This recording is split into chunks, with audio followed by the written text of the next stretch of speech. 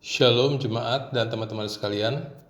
Setelah puluhan tahun menjadi orang Kristen, di mana dalam 35 tahun terakhir menjadi seorang hamba Tuhan, mengajar dan berkhotbah, tahukah saudara apa yang saya dapati?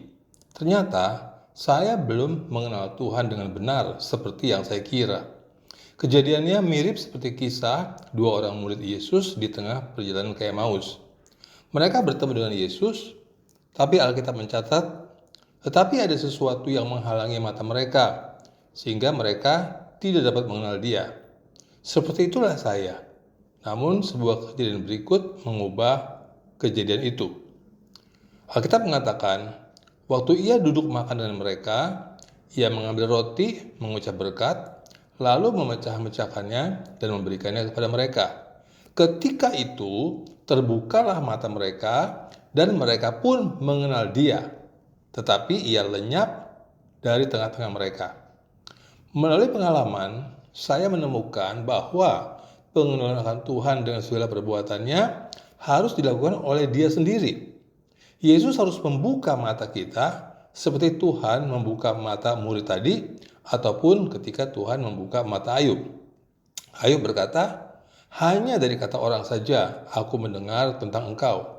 Tetapi sekarang mataku sendiri memandang Engkau." Pengenalan ini bukan suatu usaha yang dapat kita lakukan secara copy-paste dari orang lain. Itulah pengalaman saya. Tiba-tiba saja mataku terbuka. Dan ketika mataku terbuka, tiba-tiba kepercayaanku kepadanya berubah. Sepertinya setelah aku menjadi percaya, aku tidak bisa lagi tidak percaya. Haleluya. Nah, melalui mata yang terbuka itu, saya mulai mengenali analogi hubungan Tuhan dengan Israel yang menjadi bayangan dari hubungan Tuhan dengan kita, di mana hubungan keduanya merupakan hubungan perjanjian. Makanya ada yang disebut perjanjian lama dan perjanjian baru. Kedua-duanya adalah inisiatif Allah sendiri, namun dengan dasar yang berbeda. Perjanjian pertama ditulis di atas loh batu dengan didasari oleh ketaatan umat Israel. Sedangkan perjanjian kedua ditulis dalam hati manusia berdasarkan kasih karunia Allah oleh iman yang timbul dari pendengaran akan berita Injil.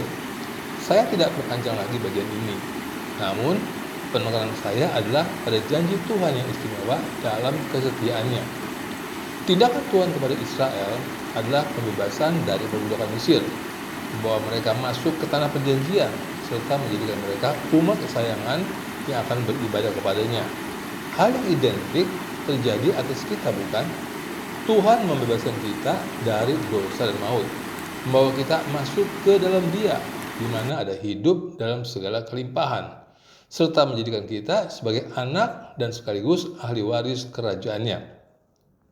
Baik itu umat Israel maupun kita sebagai umat Kristen masa kini, sama-sama bukanlah umat yang baik. Namun demikian, apakah Tuhan membatalkan janjinya? Ternyata tidak. Baik kepada umat Israel maupun kepada kita, Allah setia dan dalam perjanjiannya.